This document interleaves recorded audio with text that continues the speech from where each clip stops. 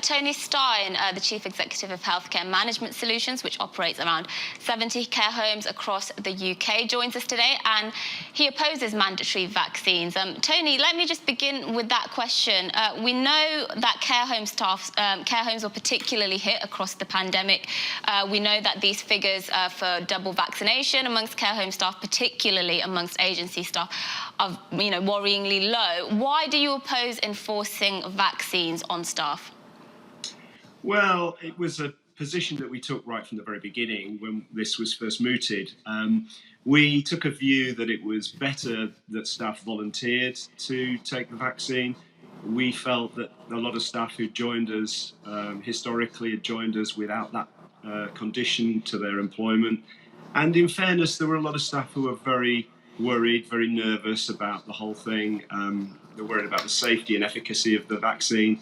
And so we chose to provide information and signpost people to reliable sources of information about the vaccine and look to them to make the decision on their own. And we've been really successful across our homes. We've around 3,000 staff under management, and we've 82% of them already vaccinated. So we've had a really good result. I mean, it's all well and good. Your care homes having this high level of vaccination, and of course that's exactly what we'd like all care homes to do.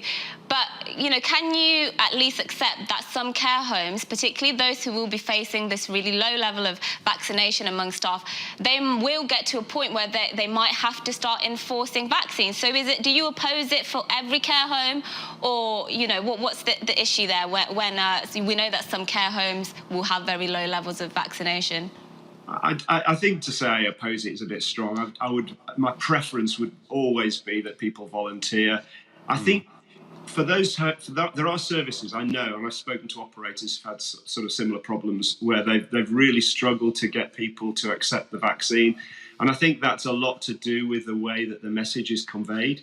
What we're finding is as time goes on and more people within the services are getting vaccinated, those who were originally worried and nervous for whatever reason, and you remember there were stories about affecting fertility, and we have a lot of younger female members of staff who were concerned.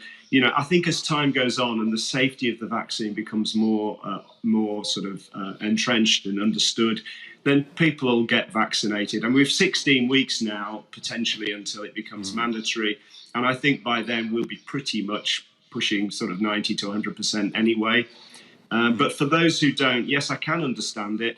We've got to remember as well that the staff who work in the homes, and particularly our residents, they deserve to be cared for by people who are not wearing PPE, who are masked up and gloved up. They deserve a normal life, particularly in the later years. And I think the more people we can get vaccinated, the sooner we can get back to that kind of normality for them. And that's really important to us. Tony, we all love the idea of gentle persuasion, don't we, rather than using the law as a big cudgel to bash people over the head with. But I just wonder, and forgive the sort of slightly melodramatic quality of this question, but how do we begin to explain to a relative who contracts COVID from an unvaccinated care worker that they were simply exercising their ethical choice not to be jabbed?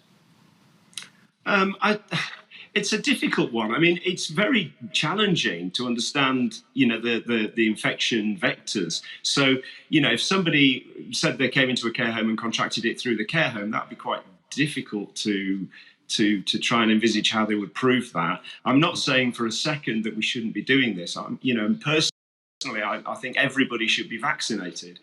I'm a really strong believer in this, and we're encouraging everybody to get there. Once it becomes mandatory, of course, we'll enforce that just as everybody else will. It'll become a necessity.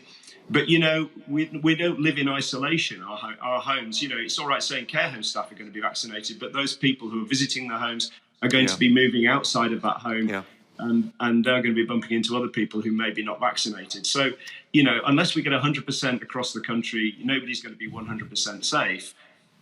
We were told that in our care homes, 80% of our staff being vaccinated would give a very strong level of protection for everybody, and we're already well over that, and the numbers are still climbing.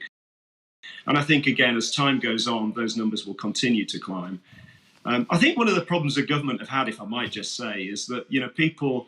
There's two reasons why they won't get vaccinated. One is they fear the vaccine, and the other one is that they don't like being told what to do, and particularly by people that they have little trust or respect in. And I think can I just ask you a question on that? You mentioned from your experience there was some hesitancy among some of your younger staff.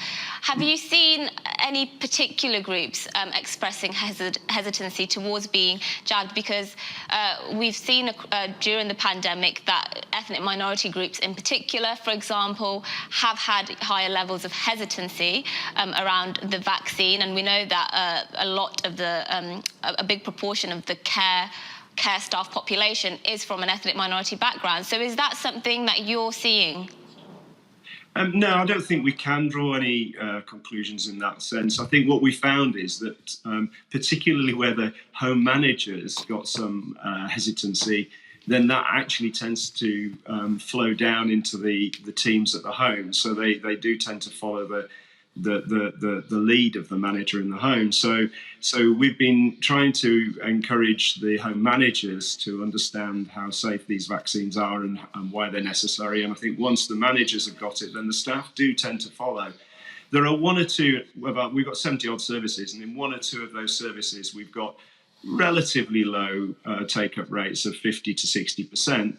But most of ours now are in the 80% category and climbing. Thank you, Tony Stein there.